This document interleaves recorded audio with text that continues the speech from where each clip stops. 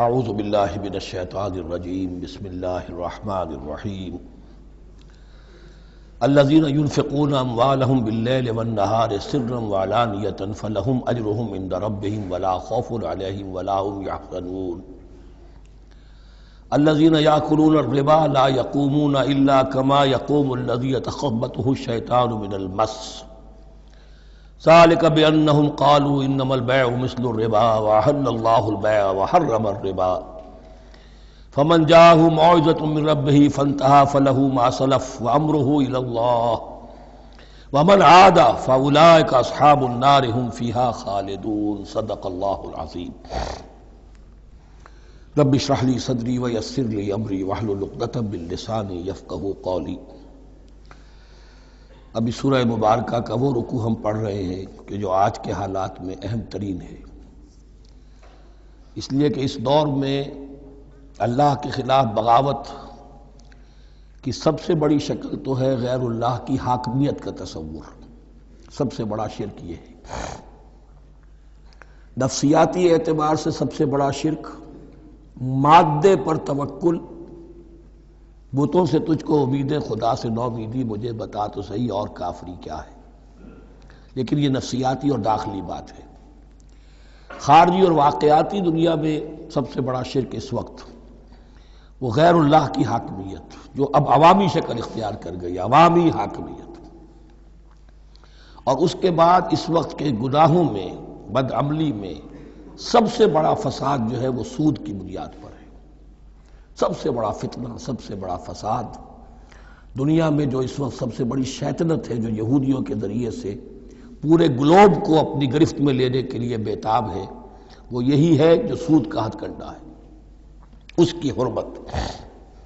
یہاں ایک سوال میرے ذہن میں کبھی کبھی پیدا ہوتا تھا کہ یہ جو پہلی آیت ہے اس کا تعلق تو انفاق فی سبیل اللہ کے ساتھ ہے، اسے پچھلے رکوع کے ساتھ شامل ہونا چاہیے تھا، لیکن بعد میں یہ حقیقت مجھ پر منکشف ہوئی کہ بڑی حکمت کے ساتھ اس آیت کو اس رکوع کے ساتھ شامل کیا گیا ہے۔ وہ حکمت میں بعد میں بیان کروں گا۔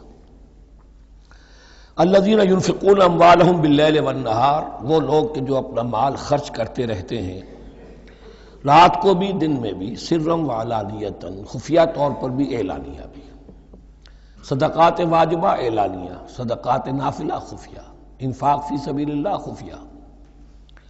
فَلَهُمْ أَجْرُهُمْ عِنْدَ رَبِّهِمْ وَلَا خَوْفٌ عَلَيْهِمْ وَلَا هُمْ يَحْزَنُونَ، ان کے لیے ان کا اجر محفوظ ہے ان کے رب کے پاس، نہ ان پر کوئی خوف طاری ہوگا اور نہ ہی وہ کسی حزن سے دوچار ہوں گے۔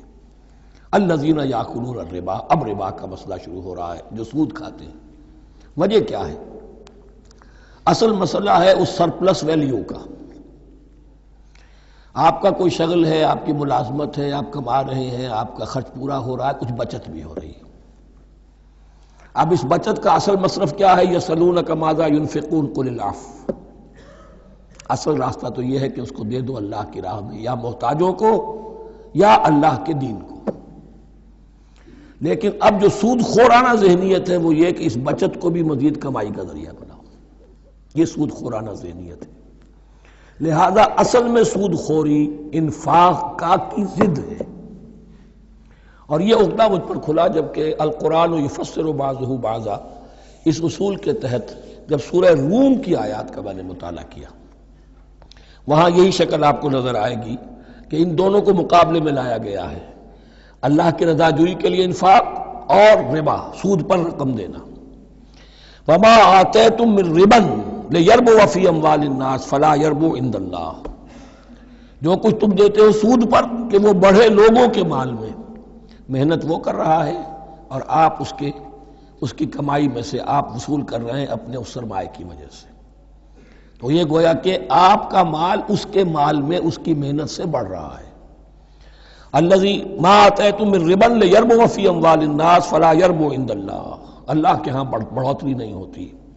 وما آتیتم من زکاۃ تریدون وجہ اللہ فَأُولَٰئِكَ هُمُ الْمُضْعِفُونَ، اور وہ جو تم زکوٰۃ اور صدقات میں دے دیتے ہو اللہ کی رضا جوئی کے لیے، تو وہ ہیں جو دوہرے چوہرے کر رہے ہیں، ان کا مال بڑھ رہا ہے، اس کی بڑھوتری ہو رہی ہے۔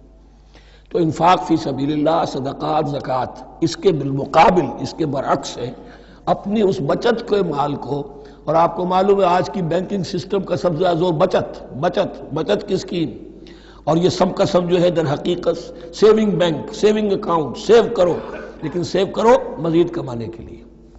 سیو جو ہے اس لیے نہیں ہے کہ اپنا پیٹ کاٹو اور غرباء کو دو، اپنا سٹینڈرڈ آف لیونگ کم کرو اور اللہ کے دین کے لیے خرچ کرو، یہ نہیں، بلکہ اس لیے کہ وہ جو تم بچاؤ وہ ہمیں دو، تاکہ وہ ہم سود پر زیادہ رقم، زیادہ شرح سود پر دوسروں کو دیں اور تھوڑا شرح سود تمہیں دے دیں۔ اب اس کے برعکس سے الذین یاکلون الربا، جو لوگ سود کھاتے ہیں، لا یقومون الا کما یقوم الذی یتخبطہ الشیطان من المس، وہ نہیں کھڑے ہوتے مگر ان کی طرح سے کہ جن کو شیطان نے مخبوط الحواس بنا دیا ہو چھو کر۔ یہاں عام طور پر یہ سمجھا گیا کہ یہ قیامت کے دن کا نقشہ ہے، یہ قیامت کے دن کا نقشہ تو ہوگا ہی، اس دنیا میں بھی سود خوروں کا حال یہی ہے، اور اگر ان کا نقشہ دیکھنا ہو تو کسی سٹاک ایکسچینج کو جا کے دیکھ لیجئے، معلوم ہوگا دیوانے ہیں، پاگل ہیں، چیخ رہے ہیں، دوڑ رہے ہیں، بھاگ رہے ہیں، وہ انسان نہیں نظر آتے اس وقت جو بھی کچھ ہو رہا ہوتا سٹاک ایکسچینج کے اندر۔ مخبوط الحواس انسان جو ہے وہ ہو جاتا ہے، یہ سود خوری کی وجہ سے۔ الذین یاکلون الربا لا یقومون الا کما یقوم الذی یتخبطہ الشیطان من المس ذلک بانہم قالوا انما البیع مثل الربا، اور ان کے سب سے بڑھ کر مخبوط الحواس ہونے کا مظہر یہ ہے، یہ اس لیے کہ وہ کہتے ہیں کہ بیع بھی تو ربا کی طرح ہے، بیع بھی تو سود ہے۔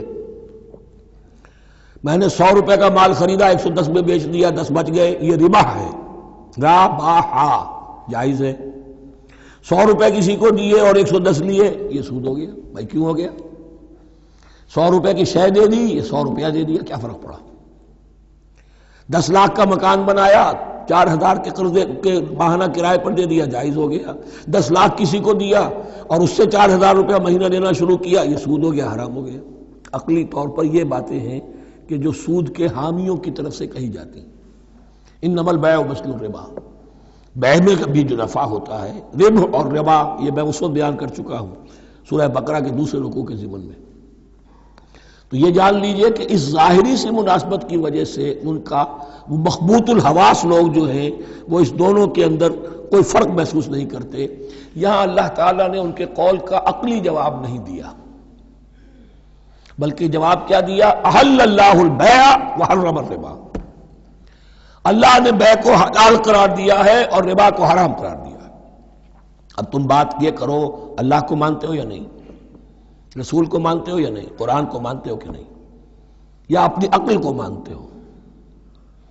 اگر تم مسلمان ہو، اگر تم مومن ہو تو اللہ کا حکم جو وہ فرمائے، نہ صرف اللہ کا، جو رسول کا ہے، ما آتاکم الرسول فخذوہ وما نہاکم عنہ فانتہوا، جو کچھ رسول تمہیں دے لے لو، اور جس چیز سے روک دے رک جاؤ۔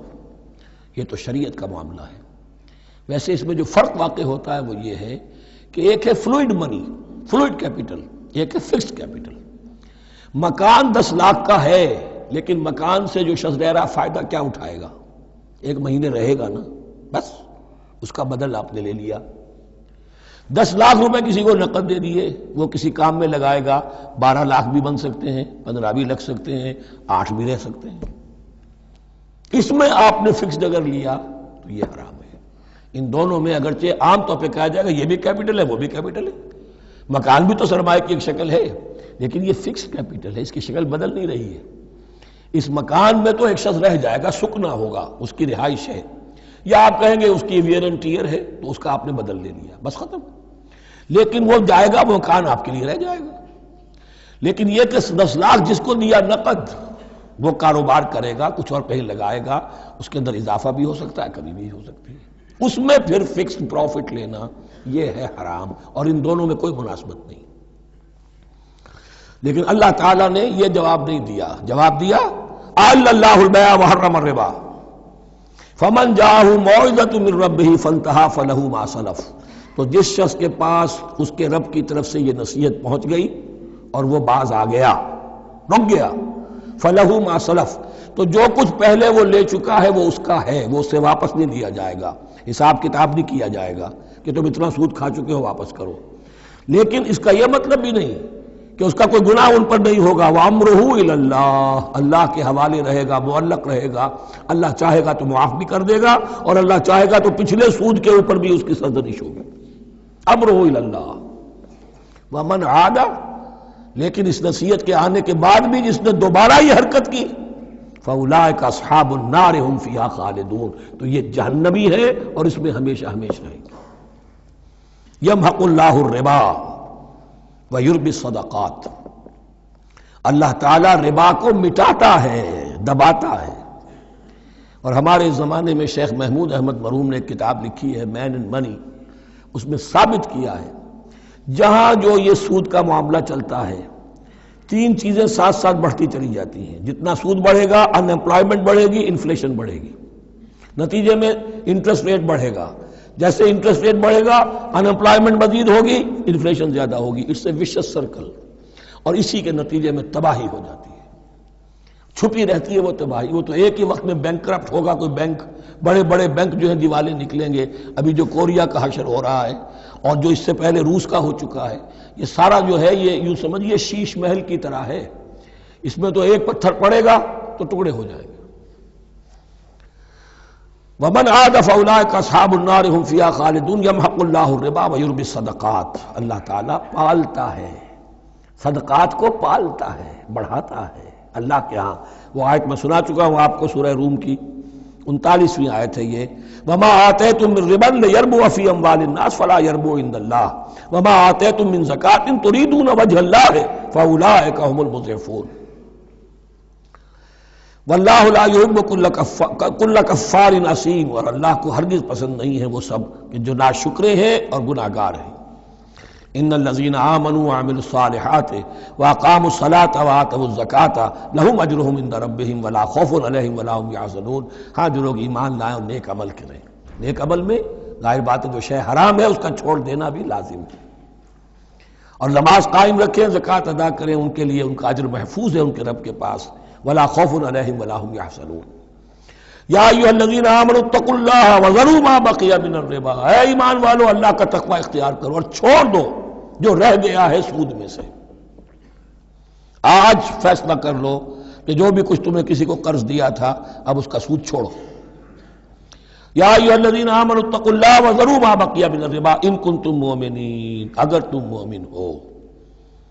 فَإِن لَمْ تَفْعَلُوا، اور اگر تم نے ایسا نہ کیا، باز نہ آئے، فَاعْذَنُوا، تو کان کھول کر سن لو، بِحَرْبٍ مِّنَ اللَّهِ وَرَسُولِهِ، اللہ اور اس کے رسول کی طرف سے اعلان جنگ. یہ الٹیمیٹم ہے اگر باز نہیں آتے سود سے. دیکھیے کسی اور گناہ پر یہ بات نہیں آئی، اللہ اور اس کے رسول کی طرف سے اعلان جنگ. وَإِن تُبْتُمْ فَلَكُمْ رُءُوسُ أَمْوَالِكُمْ، اگر تم توبہ کرو تو تمہارے جو اصل راس المال ہے وہ تمہیں لوٹا دیے جائیں گے. سود چھوڑ دو، راس المال واپس لے لو. لا تظلمون ولا تظلمون، نہ تم ظلم کرو سود لے کر اور نہ تم پر ظلم کیا جائے کہ تمہارا راس المال بھی دبا دیا جائے. لا تظلمون ولا تظلمون. وَإِن كَانَ ذُو عُسْرَةٍ، اور اگر تمہارا جو مقروض ہے وہ تنگی میں ہے، وہ تنگ دستی میں ہے، فَنَظِرَةٌ إِلَىٰ مَيْسَرَةٍ، تو انہیں انتظار کرو، پھر اسے مہلت دو کہ اس کی ہاں کشادگی پیدا ہو جائے، آسانی سے وہ آپ کی رقم، آپ کا قرض واپس کر سکے. لیکن اس سے بھی آگے وَأَن تَصَدَّقُوا خَيْرٌ لَكُمْ، تم صدقہ ہی کر دو. تمہارا بھائی غریب تھا، اس کو تم نے قرض دیا تھا، کوئی سود لے کر کھا بھی چکے ہو، اب جو ہے سود، اب تم باقی سود کو تو چھوڑا ہی ہے، اگر وہ راس المال بھی بخش دو اس کو، یہ انفاق ہو جائے گا، یہ قرض حسنہ اللہ کو ہو جائے گا، یہ تمہارا جو ہے ذخیرہ آخرت بن جائے گا. تو یوں سمجھیے کہ جو بھی جو ہے جس کو سرپلس ویلیو میں نے کہا تھا اسلامی معیشت کے اندر، جو بچت ہے آپ کی، اس بچت کا سب سے اونچا مصرف کیا ہے؟ صدقہ دے دو، انفاق کر دو. اس سے کم تر کیا ہے؟ قرض حسنہ، قرض دے دو کسی کو تاکہ وہ اپنی ضرورت چلا لے، اس کا کاروبار رکا ہوا تھا وہ چل پڑے گا اور تمہیں پھر وہ اپنی اصل رقم واپس کر دے گا. یہ قرض حسنہ اس سے کم تر درجہ ہے. تیسرا درجہ ایک اور بھی ہے جو جائز تو ہے مکروہ، پسندیدہ نہیں ہے. تم زیادہ ہی خسیس ہو، چلو مزاربت پر دے دو، اور مزاربت یہ ہے کہ رقم تمہاری کام وہ کرے گا. اگر بچت ہو جائے تو تم بھی لے لینا، اگر نقصان ہو جائے تو کوئی تاوان نہیں لے سکتے اس سے. یہ ہے مضاربت. اس کے بعد اگر تم کہو کہ میں دے رہا ہوں، مجھے اتنے پرسنٹ تو بہرحال تم نے دینا ہی دینا ہے، اس سے بڑھ کر حرام شے کوئی نہیں.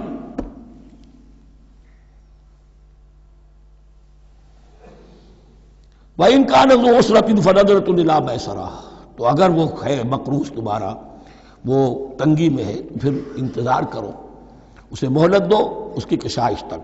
وَأَن تَصَدَّقُوا خَيْرٌ لَكُمْ، اور اگر تم صدقہ ہی کر دو، خیرات کر دو، دے دو، بخش دو، وہ تمہارے لیے بہتر ہوگا. ان کنتم تعلمون، اگر تم جانتے ہو، اگر وہ حکمت تمہارے اندر آ گئی ہے، اگر تم اولو الالباب ہو، اگر تم سمجھدار ہو، تو جو کچھ تمہیں بچت اس سے ہوگی، جو اللہ کے ہاں اجر و ثواب ملے گا، وہ تمہیں یہ رقم واپس لے کر جو ہے اس سے کیا مل جائے گا.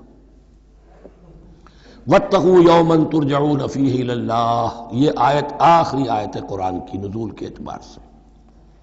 آیت ڈرو اس دن سے. تو دیکھیے وہی آیت یاد کیجئے، وَاتَّقُوا يَوْمًا لَا تَجْزِي نَفْسٌ عَن نَفْسٍ شَيْئًا وَلَا يُقْبَلُ مِنْهَا شَفَاعَةٌ وَلَا يُؤْخَذُ مِنْهَا عَدْلٌ وَلَا هُمْ يُنصَرُونَ. وَاتَّقُوا يَوْمًا لَا تَجْزِي نَفْسٌ عَن نَفْسٍ شَيْئًا وَلَا يُقْبَلُ مِنْهَا عَدْلٌ وَلَا تَنفَعُهَا شَفَاعَةٌ وَلَا هُمْ يُنصَرُونَ. وَاتَّقُوا يَوْمًا تُرْجَعُونَ فِيهِ إِلَى اللَّهِ، ڈرو اس دن سے جس دن کے لوٹا دیے جاؤ گے تم اللہ کی طرف. ثم توفى كل نفس ما كسبت، پھر ہر جان کو پورا پورا دے دیا جائے گا جو کمائی اس نے کی ہوگی. وهم لا يظلمون، اور ان پر کوئی ظلم نہیں ہوگا.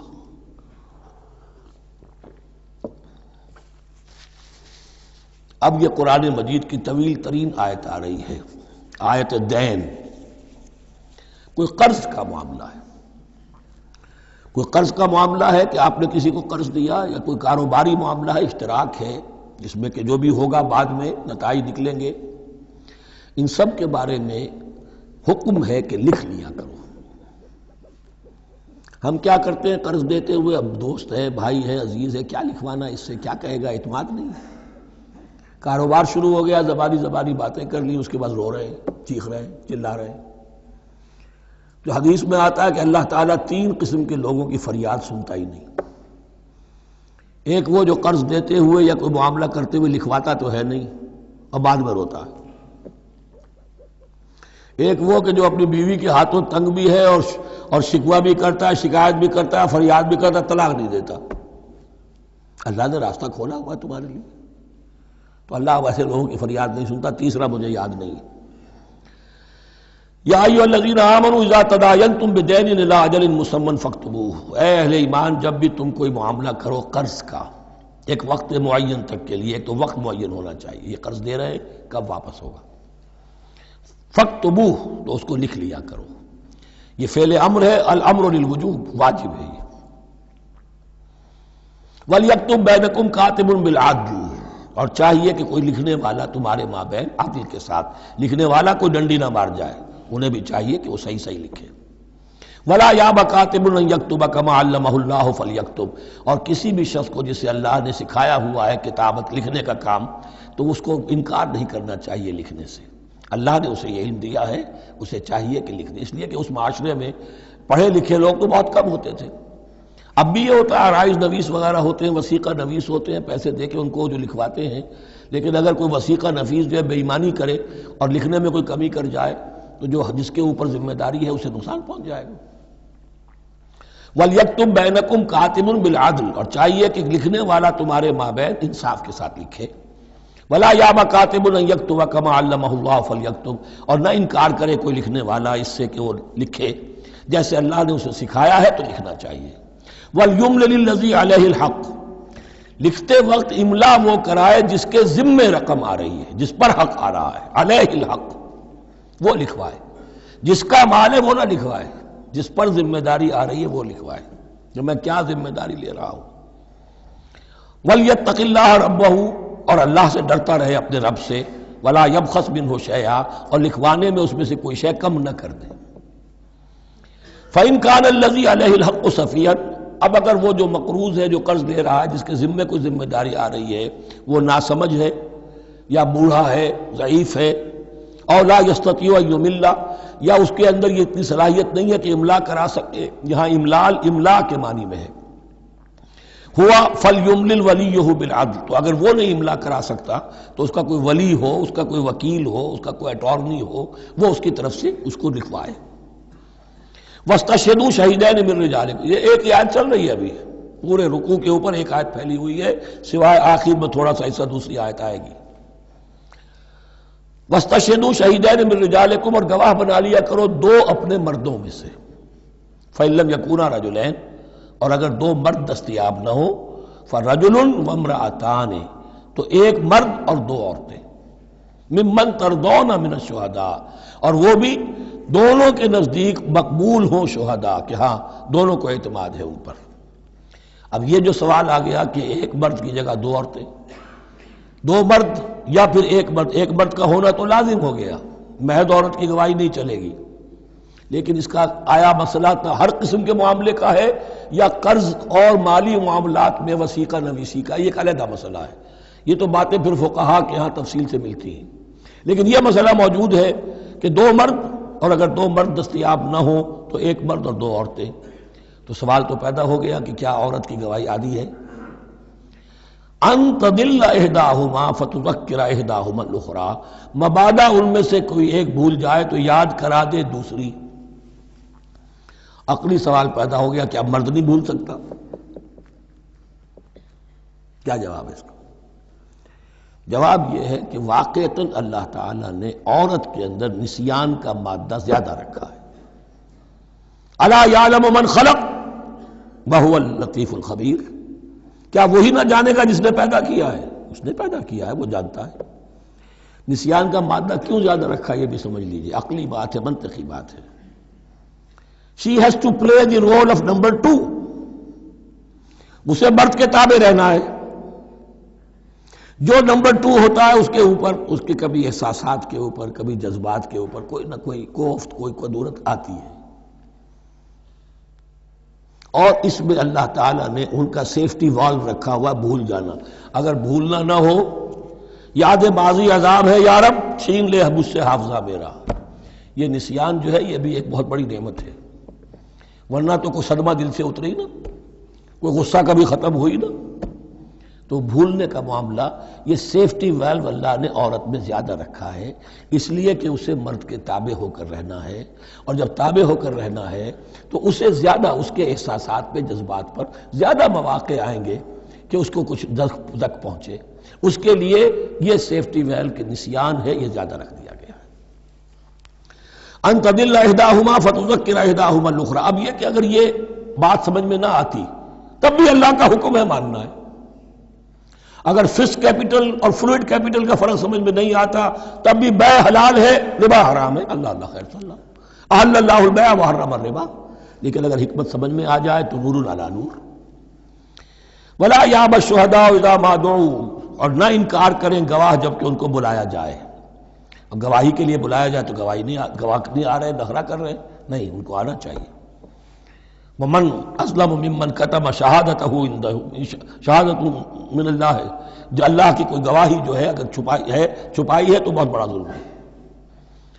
ولا تسأموا، اور اس سے تھکو مت، کسل مت کرو، سستی مت کرو، ان تکتبوہ، کہ تم لکھو اسے، صغیرا او کبیرا، چاہے چھوٹا معاملہ ہو چاہے بڑا ہو، الی اجلہ، وقت معین کے لیے، اتنا قرض دے رہا ہوں، اتنے وقت میں آپ نے مجھے لوٹانا ہے، اس کے بعد آپ بڑھا سکتے ہیں، آپ دیکھ سکتے ہیں، اسے مزید مہلت دے سکتے ہیں، ایسے ہی حالات ہیں تو آپ معاف بھی کر سکتے ہیں، لیکن یہ کہ جب لکھنا ہے، حکم دیا جا رہا ہے تو اس میں اجل معین ہو، الی اجلہ، اور اس میں چھوٹے بڑے کی تفریق نہ کرو، چاہے چھوٹا مسئلہ بڑا لکھ لو، ذالکم اقسط عند اللہ، یہ اللہ کے نزدیک بھی زیادہ مبنی بر انصاف ہے، واقوم للشہادہ، اور گواہی کے لیے زیادہ قوی ہوگا اور زیادہ درست ہوگا، لکھی ہوئی شے ہوگی تو اب معاملہ جو ہے بہت واضح رہے گا، ورنہ زبانی یادداشت کے اندر کہیں کہیں جو ہے تعبیر ہی میں فرق ہو جاتا۔ وعدنا اللہ ترتابو، اور یہ اس کے بہت قریب ہے کہ تم بھولو گے نہیں، الا ان تکون تجارتا حاضرتا تدیرونہا، الا یہ کہ کوئی لین دین ہو، تجارت ہو جو حاضر ہوتی ہے دست بدست، آپ نے سودا دیا، اس نے پیسے دے دیے، اب کیش میں وہ دے دیجئے یا آپ دینا چاہیں تو، ورنہ یہ شریعت میں لازم نہیں ہے۔ اگر ایسا دست بدست کا معاملہ ہے تو پھر یہ ہے کہ وہ تو ہو گیا ایکسچینج، وہ مال جو ہے دکاندار نے مال دیا، آپ نے پیسے دے دیے، اس کے لکھنے کی ضرورت نہیں ہے۔ الا ان تکون تجارۃ حاضرۃ تدیرونھا بینکم، تو اگر وہ تجارت ہو کہ نقد تمہاری چلتی ہے، آپس میں لین دین ہو رہا ہے، فلیس علیکم جناح الا تکتبوھا، تو کوئی حرج نہیں ہے تم پر کہ اسے نہ لکھو۔ واشہدوا اذا تبایعتم، اور گواہ بنا لیا کرو جب کوئی مستقبل کا سودا کرو۔ یہ بیع سلم جو ہوتی ہے یہ مستقبل کا سودا ہے، قرض کا سودا ہے۔ بیع سلم بھی ایک طرح کا قرض ہے۔ آج آپ طے کرتے ہیں کسی شخص سے، کسی کاشتکار سے، زمیندار سے کہ اگلا موسم جو آئے گا فصل کا، گیہوں کی فصل کا، تو اتنے روپے من کے حساب سے 500 من گندم میں آپ سے لوں گا۔ یہ بیع سلم کہلاتی ہے، اور اس میں لازم ہے کہ پوری قیمت ابھی ادا کر دیں، لیکن اس میں بھی کہ اس وقت آپ کو اتنی گندم دینی ہے، اس کو لکھوا لو اور اس پر 2 گواہ بنا لو۔ واشہدوا اذا تبایعتم ولا یضار کاتب ولا شہید، اور نہ نقصان پہنچایا جائے کسی لکھنے والے کو یا گواہ کو، اور نہ نقصان پہنچائے کوئی لکھنے والا یا گواہ۔ یہ یضار دونوں کے لیے آ جائے گا، یہ معروف بھی ہے اور مجرور بھی ہے۔ نہ ضرر پہنچایا جائے اور نہ ضرر پہنچائے، نہ کوئی کاتب اور نہ کوئی شہید گواہ۔ وَإِن تَفْعَلُوا، اگر تم ایسا کرو گے، نقصان پہنچاؤ گے، فَإِنَّهُ فُسُوقٌ بِكُمْ، تو یہ تمہارے لیے بہت بڑے گناہ کی بات ہوگی۔ وَاتَّقُوا اللَّهَ، اللہ سے ڈرو، وَيُعَلِّمُكُمُ اللَّهُ، اللہ تمہیں تعلیم دے رہا ہے، وَاللَّهُ بِكُلِّ شَيْءٍ عَلِيمٌ، اللہ ہر چیز کا علم رکھنے والا ہے۔ یہ ایک آیت ہوئی ہے، آخری پارے کی میرا خیال 4 5 6 صورتیں جمع کر لے تو جا کر ہی ایک آیت کا حجم برابر ہوگا۔ جو میں نے کہا تھا کہ آیات کی تعیین توقیفی ہے، یہ ہمارے حساب کتاب سے، گرامر سے، منطق سے، علم بیان سے کسی سے کوئی تعلق نہیں اس کا۔ وَإِن كُنتُمْ عَلَىٰ سَفَرٍ، اور اگر تم سفر پر ہو، وَلَمْ تَجِدُوا كَاتِبًا، اب وہاں کوئی لین دین کا معاملہ ہو گیا، قرض کا ہو گیا، کاتب کوئی ہے نہیں، فَرِحَانٌ مَقْبُوضَةٌ، تو کوئی گروی شے رکھ لو قبضے میں، فلاں شے آپ کے قبضے میں رہے گی، آپ اتنے پیسے مجھے دے دیجئے، میں جب یہ واپس کر دوں گا اپنی چیزیں آپ میری چیز مجھے لوٹا دیجیے گا۔ یہ رہن ہے مقبوضہ، لیکن رہن سے کوئی فائدہ اٹھانے کی اجازت نہیں، وہ سود ہو جائے گا۔ اگر مکان رہن رکھا گیا ہے، قبضہ تو ہوگا اس کا، لیکن یہ کہ وہ اس کا کرایہ نہیں لے سکتا، کرایہ مالک کو جائے گا، اس سے کوئی استفادہ نہیں کر سکتا اس مال سے۔ رہان مقبوضہ۔ فَإِنْ أَمِنَ بَعْضُكُمْ بَعْضًا، پھر اگر کوئی شخص اب اطمینان کرتا ہے اور اعتبار کرتا ہے تم میں سے بعض کسی بعض کا، فَلْيُؤَدِّ الَّذِي اؤْتُمِنَ أَمَانَتَهُ، تو اب چاہیے اس شخص کو کہ جس کے اوپر یہ امانت آئی ہے، اگرچہ اس کے پاس رہن دینے کو کچھ نہیں تھا، یا یہ کہ دوسرے بھائی نے اس پر اعتماد کیا اور اس کی وجہ سے کوئی شے رہن نہیں لی، تو اب اس سے کوئی غلط فائدہ نہ اٹھائے، وہ گویا کہ اس کے پاس جو اس نے قرض لیا امانت ہے، اس کے پاس وہ امین بنایا گیا ہے۔ فَلْيُؤَدِّ الَّذِي اؤْتُمِنَ أَمَانَتَهُ، کہ اپنی امانت واپس لوٹائے، وَلْيَتَّقِ اللَّهَ رَبَّهُ، اور ڈرے اللہ سے جو اس کا رب ہے۔ وَلَا تَكْتُمُوا الشَّهَادَةَ، اور دیکھو گواہی کو چھپایا نہ کرو، وَمَن يَكْتُمْهَا فَإِنَّهُ آثِمٌ قَلْبُهُ، اور جو کوئی گواہی کو چھپائے گا تو اس کا دل گناہ میں مبتلا ہو جائے گا، دل داغدار ہو گیا تو رہ کیا گیا۔ وَاللَّهُ بِمَا تَعْمَلُونَ عَلِيمٌ، اور جو کچھ تم کر رہے ہو اللہ اسے جانتا ہے۔ اللہ کے فضل و کرم سے آخری رکوع پر ہم پہنچ گئے، اور یہ بڑا ایک یوں سمجھئے 3 آیتوں پر مشتمل رکوع ہے، جیسے کہ وہ رکوع جو ہم نے پڑھا تھا جس میں آیت الکرسی ہے 4 آیتیں ہیں وہ، اور یوں کہا جا سکتا ہے کہ یہ 2 رکوع ایک دوسرے کے بالکل بالمقابل ہیں اپنی عظمت میں اور مقام میں۔ آیت الکرسی کی جگہ یہاں ایک دعا کی آیت ہے، جامع ترین دعا جو آئے گی آخری آیت میں، للہ ما فی السماوات و ما فی الارض۔ اکثر و بیشتر آپ دیکھیں گے سورتوں کے اختتام پر یہ الفاظ پھر آتے ہیں، اللہ ہی کا ہے جو کچھ بھی ہے آسمانوں اور زمین میں۔ وَإِن تُبْدُوا مَا فِي أَنفُسِكُمْ أَوْ تُخْفُوهُ، اور جو کچھ تمہارے دلوں میں ہے خواہ تم اسے ظاہر کرو خواہ چھپاؤ، يُحَاسِبْكُم بِهِ اللَّهُ، اللہ تم سے محاسبہ کر لے گا، تمہاری نیتیں اس کے علم میں ہیں۔ ان اللہ لا ينظر الى صوركم ولا الى اموالكم ولكن ينظر الى قلوبكم واعمالكم، اللہ تمہاری صورتوں کو نہیں دیکھتا، تمہارے مال و دولت کو نہیں دیکھتا، تمہارے دل کو دیکھتا ہے، تمہارے اعمال کو دیکھتا ہے۔ تو دل میں جو کچھ ہے خواہ کتنا ہی چھپا لو، اللہ کے محاسبے سے نہیں بچو گے۔ فَيَغْفِرُ لِمَن يَشَاءُ وَيُعَذِّبُ مَن يَشَاءُ، پھر وہ بخش دے گا جس کو چاہے گا اور عذاب دے گا جس کو چاہے گا۔ اختیار مطلق اللہ کے ہاتھ میں ہے۔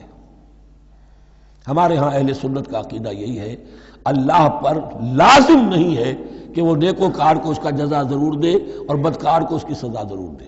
اللہ کرے گا ایسا، یہ دوسری بات ہے، لیکن اللہ کی شان اس سے بہت اعلیٰ اور عرفہ ہے کہ اس پر کسی شے کو لازم قرار دیا جائے۔ اس کا اختیار مطلق ہے، مطلق ہے۔ یفعل اللہ ما یرید، یفعل اللہ ما یشاء۔ اہل تشیع کا کہنا یہ ہے کہ اللہ پر عدل واجب ہے۔ اہل سنت کہتے ہیں اللہ عدل کرے گا، جزا و سزا میں عدل ہوگا، یہ ہم مانتے ہیں، واقعہ ہے، لیکن ہم یہ نہیں کہتے کہ اللہ پر عدل واجب ہے۔ اللہ پر کوئی شے واجب نہیں، بلکہ اللہ نے تو کتب علی نفسہ الرحمہ، اپنے اوپر واجب کیا ہے رحمت کو۔ وجوب کا لفظ جو آتا ہے اللہ پر تو وہ تو رحمت کا ہے، کتب علی نفسہ الرحمہ، اللہ نے اپنی ذات کے اوپر واجب کر لیا رحمت کو۔ واللہ علی کل شیء قدیر، اور اللہ ہر چیز کی قدرت رکھتا ہے۔ آمن الرسول بما انزل الیہ من ربہ والمؤمنون، ایمان لائے رسول صلی اللہ علیہ وسلم اس چیز پر کہ جو نازل کی گئی ان کی جانب ان کے رب کی طرف سے۔ غور طلب بات ہے، یہ بڑا باریک نکتہ ہے۔ نبی پر جب وحی آئی ہے کیسے پہچان لیا کہ یہ بدروح نہیں ہے، یہ جبرائیل ہے؟ آخر کوئی اشتباہ بھی تو ہو سکتا تھا، پہلا تجربہ تھا۔ اس سے پہلے نہ آپ نے کہانت سیکھی، نہ آپ نے کوئی اور اس طرح کی نفسیاتی ایکسرسائزز کی۔ آپ تو کاروباری آدمی تھے، ایک بہت ہی بھرپور زندگی گزار رہے ہیں، اہل و عیال والے ہیں، کاروبار کر رہے ہیں، ہائی ایسٹ لیول کا کاروبار ہے۔ تو فطرت جو ہے وہ پہچانتی ہے، نبی کی فطرت وہ اتنی پاک اور صاف ہوتی ہے کہ اس کے اوپر کوئی بدروح کا کوئی اثر ہو ہی نہیں سکتا۔ اگرچہ اس میں ایک اور واقعہ میں نے ایک جگہ پڑھا تھا، وہ میں پھر کسی وقت موقع آیا تو سناؤں گا آپ کو، اس وقت نہیں ہے۔ بہرحال ہمارے لیے بڑی تسکین کی بات ہے کہ اللہ تعالیٰ نے رسول کے ایمان کے تذکرے کے ساتھ ہمارے ایمان کا تذکرہ کیا۔ آمن الرسول بما انزل الیہ من ربہ والمؤمنون، ایمان لائے رسول صلی اللہ علیہ وسلم اس چیز پر جو نازل کی گئی ان کی جانب ان کے رب کی طرف سے، اور ایمان لائے صاحب ایمان۔ اللہم ربنا اجعلنا منہم، اللہم ربنا اجعلنا منہم۔ کل آمن باللہ وملائکتہ وکتبہ ورسلہ، یہ دوسرا مقام ہے سورہ بقرہ کے اندر جس میں ایمان کے جو اجزاء ہیں ان کو گنا گیا ہے۔ کچھ یاد ہے آیت البر؟ لیس البر ان تولوا وجوہکم قبل المشرق والمغرب ولکن البر من آمن باللہ والیوم الآخر والملائکۃ والکتاب والنبیین۔ یہاں بھی اسی طرح ہے، کل آمن باللہ وملائکتہ وکتبہ ورسلہ لا نفرق بین احد من رسلہ۔ اور یہ تیسری مرتبہ بات آ گئی ہے کہ رسولوں کے درمیان کوئی تفریق نہیں کی جائے گی۔ کہاں؟ پہلے تو آیا تھا 16ویں رکوع میں، لا نفرق بین احد منہم ونحن له مسلمون، اور اس سے بھی پہلے آیا تھا والذین یؤمنون بما انزل الیک وما انزل من قبلک، وہ لوگ جو ایمان رکھتے ہیں اس پر بھی جو ہے نبی آپ پر نازل کیا گیا اور اس پر بھی جو آپ سے پہلے نازل کیا گیا۔ لا نفرق بین احد من رسلہ، ہم اس کے رسولوں میں سے کسی کے مابین کوئی تفریق نہیں کرتے۔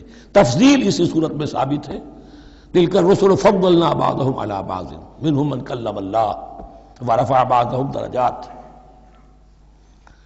وقالوا سمعنا واطعنا، وہی بات کہ جو کہی گئی تھی جب ان سے کہا گیا تھا واسمعوا، کیا کہا تھا انہوں نے؟ سمعنا وعصینا، سمعنا واطعنا، وہ کہتے ہیں ہم نے سنا اور مانا۔ غفرانک ربنا، ہماری درخواست ہے پروردگار، تیری بخشش مانگتے ہیں۔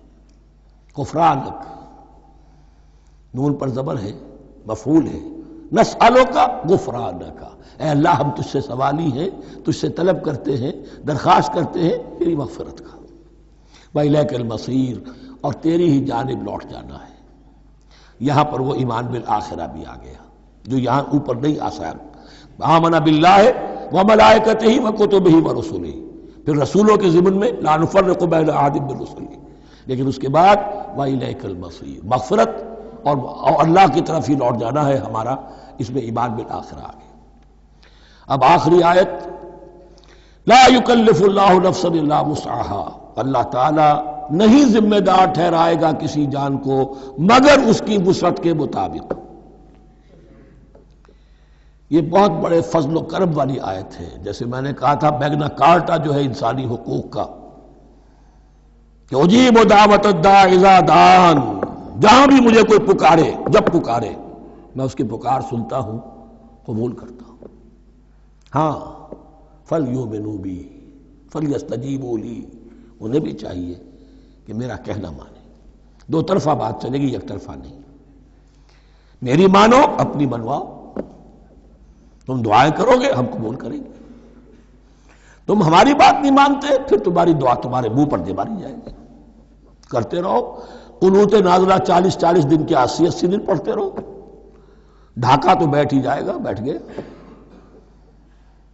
یہودیوں سے شکست تو ہو ہی جائے گی، ہو گئی۔ کرتے رہو، حرمین میں پڑھتے رہو قنوت نازلہ، مکے میں پڑھو، مدینے میں پڑھو، پوری دنیا میں پڑھو۔ اللہ کو پیٹھ دکھائی ہوئی ہے، اس کے دین کو پاؤں تلے روندا ہوا ہے، اللہ کے باغیوں سے دوستی ہے، کسی نے قبلہ ماسکو کو بنایا تھا اور کسی نے واشنگٹن کو بنایا تھا، تمہاری دعائیں کیسے قبول ہوں؟ لیکن یہ جو آیت ہے یہ اس اعتبار سے بہت بڑی رحمت کی آیت ہے کہ اللہ تعالیٰ کے ہاں وہ اندھے کی لاٹھی والا معاملہ نہیں ہے کہ تمام انسانوں سے محاسبہ ایک ہی سطح پر ہو۔ اللہ جانتا ہے کس کی کتنی وسعت ہے، اور وسعت کن چیزوں سے بنتی ہے۔ آپ کو کوئی اور جین ملے ہیں، مجھے کوئی اور جین ملے ہیں، انہیں کوئی اور جین ملے ہیں، جینز، ان جینز کی اپنی اپنی خصوصیات ہیں، خصائص ہیں، پراپرٹیز ہیں، لیمیٹیشنز ہیں۔ آپ کو کوئی اور ماحول ملا، اسے کوئی اور ماحول ملا، اسے کوئی اور ماحول ملا، تو hereditary factors multiplied by environmental factors, ان دونوں سے ایک شخصیت کا ہیولہ بنتا ہے انسان کا، جس کو پیٹرن کہتے ہیں ہمارے مستری لوگ۔ جب لوہے کا کوئی شے جو ہے ڈھالنی ہے تو اس کے لیے پہلے مٹی کا یا لکڑی کا ایک پیٹرن بناتے ہیں، انگریزی میں پیٹرن ہے، وہ پیٹرن کہتے ہیں ہمارے مستری لوگ۔ اب آپ لوہا جو ہے اس کو جب اسے کر لیں گے، مائع بنا لیں گے، گلا لیں گے، پھر اس میں ڈالیں گے، وہی شکل ہو جائے گی۔ یہ شاکلہ ہے ہر انسان کا جو بن جاتا ہے۔ قُلْ كُلٌّ يَعْمَلُ عَلَى شَاكِلَتِهِ فَرَبُّكُمْ أَعْلَمُ بِمَنْ هُوَ أَهْدَىٰ سَبِيلًا۔ اس شاکلہ کے اندر آپ کو محنت کرنی ہے۔ اللہ جانتا ہے کس کا شاکلہ وسیع تھا، کس کا شاکلہ تنگ تھا، کس کے جینز اعلیٰ تھے، کس کے جینز ادنا تھے، کس کے ہاں ذہانت زیادہ تھی، کس کے ہاں جسمانی قوت زیادہ تھی۔ جو بھی کچھ اس نے دیا ہے، جس کو وہاں ہم نے رکھا اس کو وہاں رکھا، اس نے وہاں تعلیم پائی، اس نے یہاں تعلیم پائی، جو بھی انوائرمنٹل فیکٹرز آئے ہیں، جو بھی جینیٹک فیکٹرز آئے ہیں، سب اللہ کے علم میں ہے۔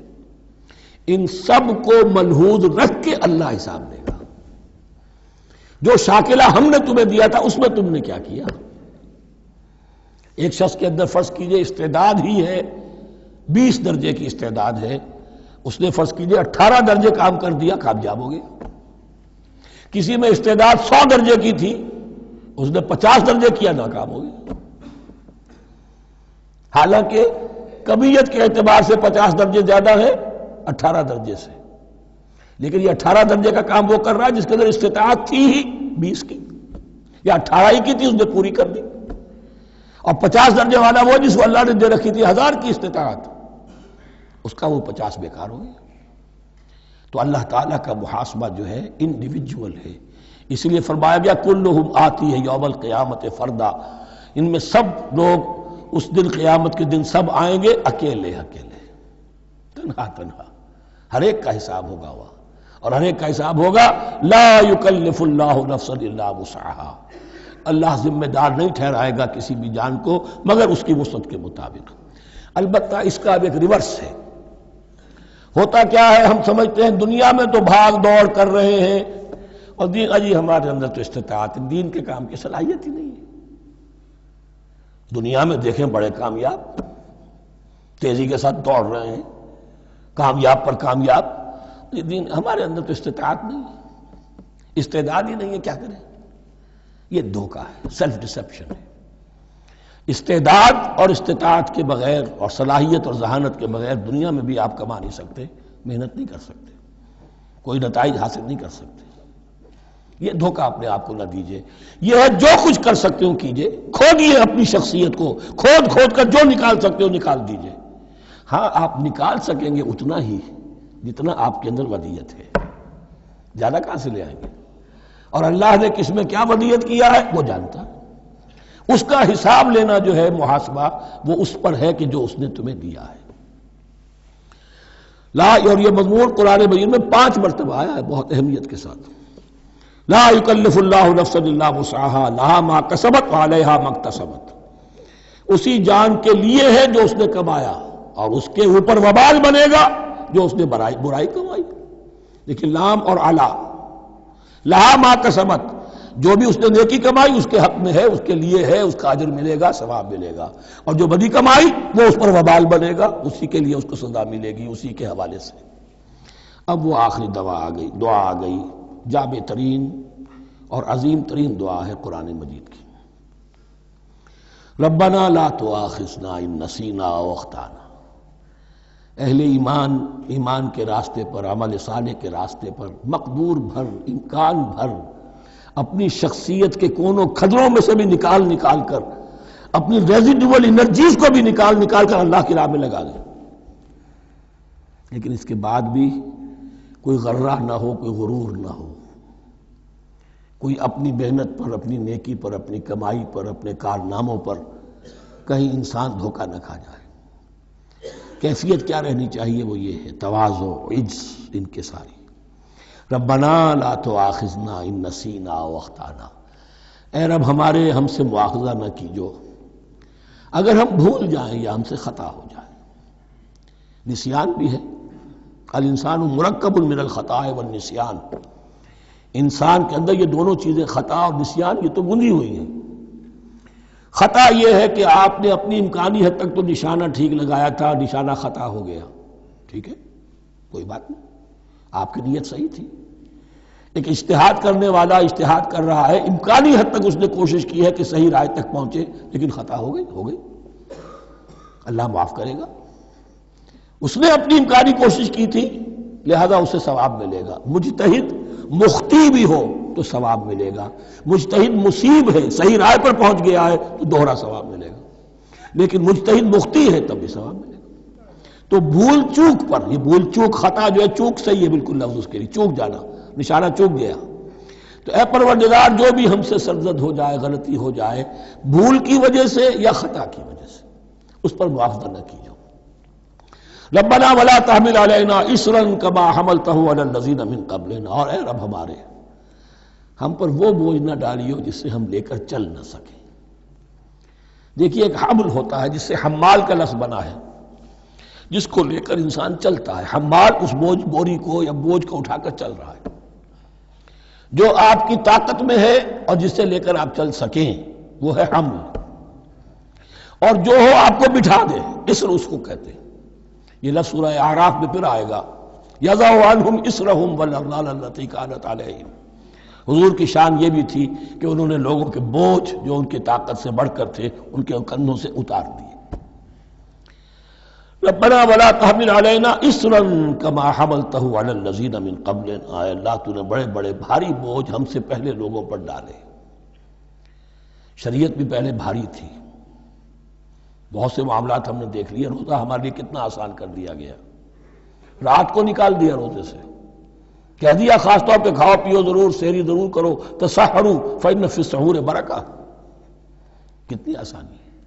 رات میں تعلق زن و شو کی اجازت ہے، وہاں ان کے روزے میں چپ بھی تھا، چپ بھی رہو، نہ کھاؤ نہ پیو، نہ تعلق زن و شو، نہ گفتگو، تو آسانی کی ہے۔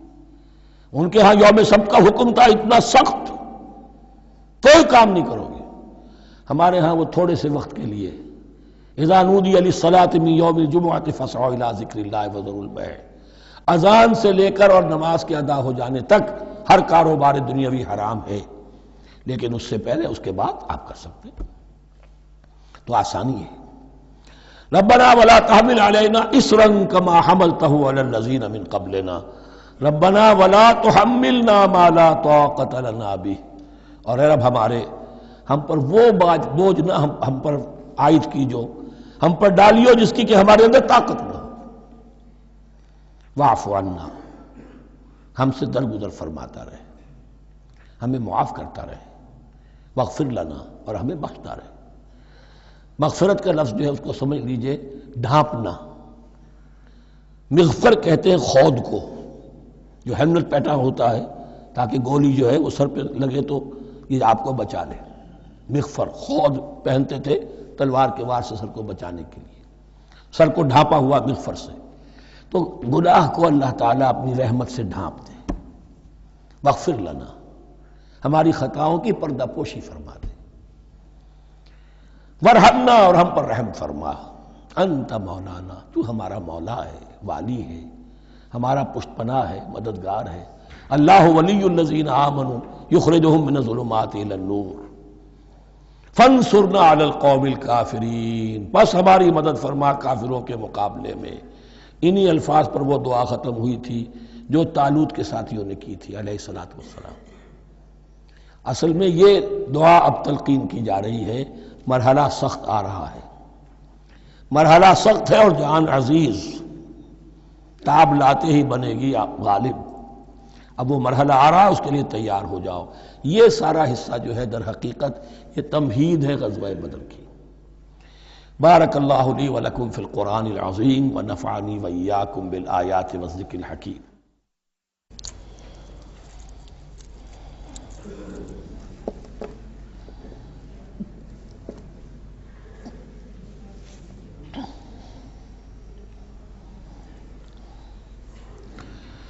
بسم اللہ اولہ و آخرہ. سورہ بقرہ کے ترجمے اور مختصر تشریح کے اختتام کے بعد اب ہمیں مکی اور مدنی صورتوں کے اس پہلے گروپ میں جو دو جوڑے مدنی صورتوں کے ہیں ان میں سے پہلے جوڑے کی دوسری صورت کا مطالعہ کرنا ہے. یہ سورہ آل عمران ہے.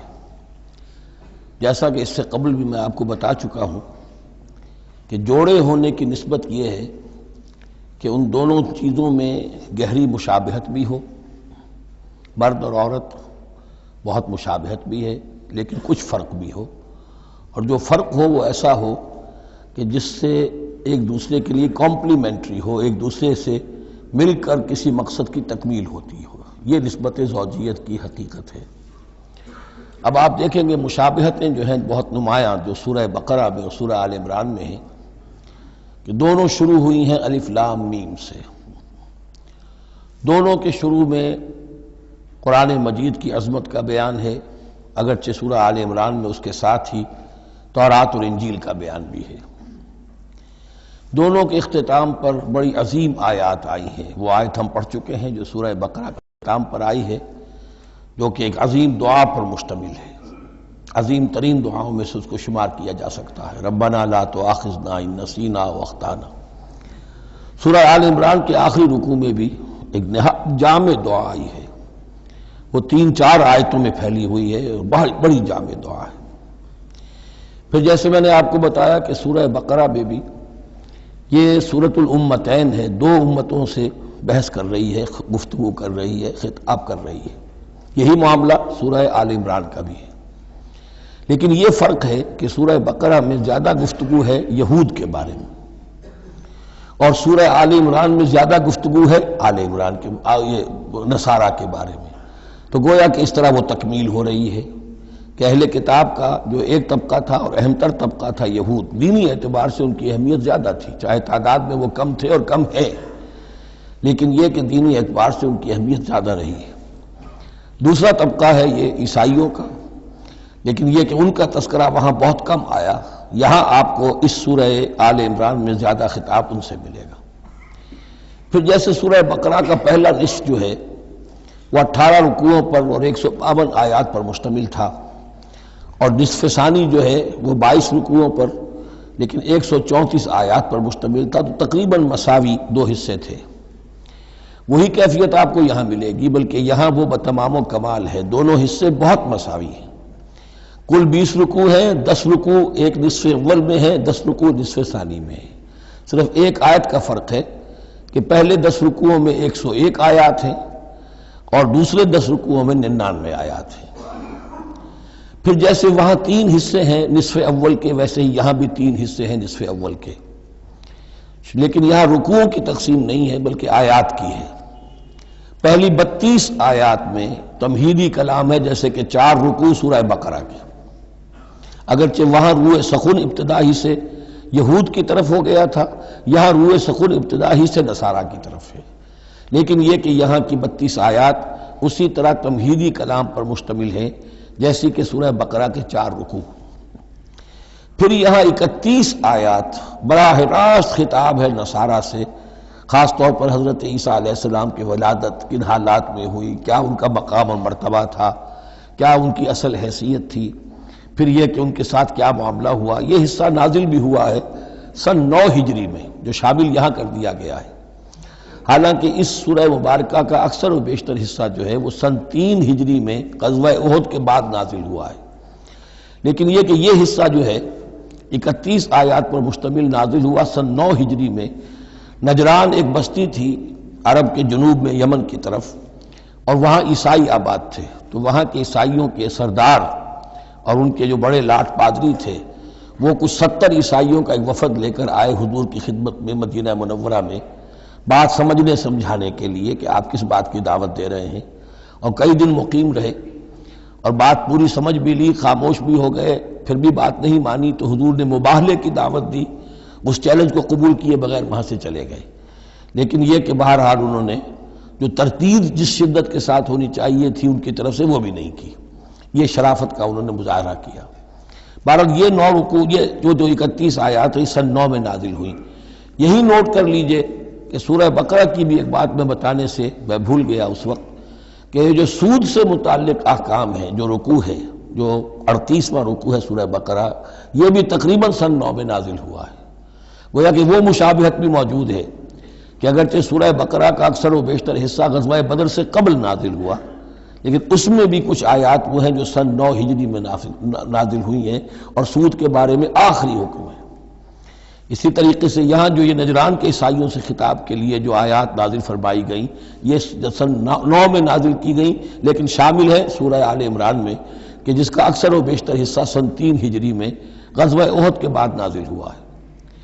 پھر جیسے سورہ بقرہ کے نصف اول کا جو آخری تیسرا حصہ تھا، وہ 15واں 16واں 17واں 18واں رکوع، اس میں یہ کہ حضرت ابراہیم کا ذکر تھا، خانہ کعبہ کا ذکر تھا، اسی طریقے سے وہی بات یہاں ملے گی آپ کو۔ اور یہاں اب اہل کتاب کو دعوت دی گئی ہے اسی انداز میں جیسے کہ وہاں 16ویں رکوع میں سورہ بقرہ کے دی گئی ہے۔ یہ تیسرا حصہ جو ہے نصف اول کا، یہ 38 آیات پر مشتمل ہے، بہت جامع آیات ہیں، بہت اہم آیات ہیں۔ اس کے بعد نصف ثانی شروع ہو جاتا ہے، جس میں کہ یا ایھا الذین آمنوا، جیسے 19ویں رکوع سے شروع ہوا سورہ بقرہ میں، یا ایھا الذین آمنوا استعینوا بالصبر والصلاۃ ان اللہ مع الصابرین، یہاں اب یہ 11واں رکوع جو ہے وہ شروع ہوگا، یا ایھا الذین آمنوا اتقوا اللہ حق تقاتہ ولا تموتن الا وانتم مسلمون۔ یہ جو نصف ثانی کے 10 رکوع ہیں، ان کی تقسیم یہاں پر عمودی ہے، افقی نہیں ہے۔ پھر تقسیم کر سکتے ہیں، پہلے 2 رکوعوں میں زیادہ خطاب مسلمانوں سے ہے، اور پھر اگرچہ روح سخن جو ہے پھر اہل کتاب کی طرف بھی ہے۔ پھر 6 رکوع مسلسل ہیں غزوہ احد کے حالات پر مشتمل، جو مسائل سامنے آئے ان پر تبصرہ، جو مسلمانوں سے غلطیاں ہوئیں ان پر گرفت، آئندہ کے لیے ہدایات۔ تو یہ پورے 60 آیات ہیں تقریباً، اور 6 رکوعوں پر پھیلی ہوئی ہیں۔ یہ سب کے سب یوں سمجھیے کہ قرآن مجید کا ایک مستقل باب ہے، چیپٹر ہے غزوہ احد، اس کا عنوان ہو سکتا ہے، لیکن قرآن میں اس طرح سے چیپٹر بنائے نہیں گئے ہیں، بلکہ یہ صورتیں ہیں کہ جو میں نے جیسا کہ ابتدا میں عرض کیا تھا تعارف قرآن کے ضمن میں، کہ یہ مجموعہ خطبات الہیہ ہے، ایک خطبہ نازل ہو رہا ہے اور اس کے اندر جو مضامین آ رہے ہیں، لیکن ان میں ربط اور ترتیب ہے۔ اس ربط اور ترتیب پر توجہ اب تک کم ہوئی ہے، لیکن اب اس دور میں قرآن حکیم کے علم و معرفت کا یہ پہلو بھی اب زیادہ نمایاں ہوا ہے کہ اس میں بڑا نظم ہے، نظام القرآن، اس کے اندر تنظیم ہے، اس میں آیات کا آپس میں ربط ہے، سورتوں کا سورتوں سے ربط ہے، اور ایسے ہی یہ جو ہے الٹب کلام نہیں ہے۔ پھر آخری دو رکوع، وہ ان میں سے ایک تو جو ہے آخری رکوع، وہ تو بہت ہی جامع ہے، اور اس میں وہ عظیم دعا بھی آئی ہے، اور فلسفہ ایمان کے بارے میں اہم ترین بحث ہے کہ جو اس مقام پر آئی ہے۔ اور اس طریقے سے، اور جو اس سے پہلے کا رکوع ہے 19واں رکوع، وہ بھی در حقیقت کنکلوڈنگ جس کو کہا جاتا ہے، سم اپ کرتے ہوئے پوری سورہ مبارکہ کے مضامین کو، بڑے جامع مضامین پر مشتمل ہے۔ تو اس طرح آپ دیکھیں گے، اور جگہ جگہ آپ دیکھیں گے کہ بعض اوقات تو الفاظ وہی آ رہے ہیں، وہی انداز ہے۔ وہاں بھی کہا گیا تھا مسلمانوں تم کہو ہم ایمان رکھتے ہیں اللہ پر اور جو کچھ ہم پر نازل کیا گیا اور جو کچھ ابراہیم پر اور اسحاق پر، وہی آپ کو آیات یہاں بھی ملیں گی۔ حضرت ابراہیم کا ذکر وہاں ہے، یہاں بھی ملے گا۔ یہود پر ضربت علیہم الذلۃ والمسکنہ والی آیت وہ یہاں بھی آئے گی۔ ذرا ترتیب کا فرق ہے، اور اسی ترتیب کے فرق کی وجہ سے ہمارے قاری صاحب جو ہیں حافظ مقبول صاحب وہ چکر کھاتے رہے ہیں کہ سورہ بقرہ میں وہ اس مقام کو پڑھتے ہوئے اور وہ چلے جاتے تھے سورہ آل عمران میں۔ تو یہ متشابہ کہلاتے ہیں، قرآن مجید میں متشابہ، اور یہ حفاظ کے لیے مشکل ترین مقام ہوتے ہیں کہ تیزی میں روانی میں وہ اس سے مشابہ جو مقام ہے وہ ادھر منتقل ہو جاتے ہیں۔ لیکن مضامین کے اندر آپ کو اتنی گہری مناسبت نظر آئے گی کہ جس کو میں نے تشبیہ دی ہے زوجیت، کہ ظاہر بات ہے کہ ہر حیوان کا جوڑا جو ہوتا ہے وہ یوں سمجھیے کہ 90% تو ایک دوسرے سے مشابہ ہوں گے، لیکن یہ کہ ان میں 5-10% کا فرق بھی ہوگا، اور وہ فرق بھی ایسا ہوگا کہ جو دونوں کے جمع ہونے سے کوئی نیا مقصد پیدا ہو رہا ہے۔ اب جیسا کہ آپ کو معلوم ہے تناسل کا معاملہ ہے، اس کے اعتبار سے مرد اور عورت کے جسم میں فرق ہے، لیکن دونوں سے مقصد تناسل جو ہے کہ آگے نسل پھیلے، اولاد ہو، وہ مقصد حاصل ہو رہا ہے، وہ یک طرفہ طور پر حاصل نہیں ہو سکتا۔ یہ نسبت زوجیت جو ہے قرآن حکیم کی صورتوں میں بتمام و کمال ہے، اکثر و بیشتر میں۔ البتہ ان میں گہرے تدبر کی ضرورت ہے، غور و فکر کیا جائے، سوچ بچار کیا جائے، تو پھر اس نظم قرآن کے حوالے سے اضافی معانی، اضافی علم، اضافی معرفت، اضافی حکمت کے خزانے کھلتے ہیں۔ بس اسی پر اکتفا کرتے ہیں، اور اب اس کے بعد ہم اس سورہ مبارکہ کا، سورہ آل عمران کا، یہ اور یاد کر لیجئے کہ میں نے آپ کو بتایا تھا کہ نبی اکرم صلی اللہ علیہ وسلم نے ان دونوں صورتوں کو ایک نام دیا ہے۔ جیسے آخری جو 2 صورتیں ہیں قرآن مجید کی، ان کو ایک نام دیا گیا معوذتین، قل اعوذ برب الفلق، قل اعوذ برب الناس۔ ان دونوں صورتوں کو ایک نام دیا گیا الزہراوین، 2 نہایت تابناک اور روشن صورتیں۔ تو یہ اس میں تمہیدی کلام میں بس اسی پر اکتفا کر کے اب ہم آگے مطالعہ شروع کرتے ہیں۔ بارک اللہ لی ولکم فی القرآن العظیم ونفعنی وإیاکم بالآیات والذکر الحکیم۔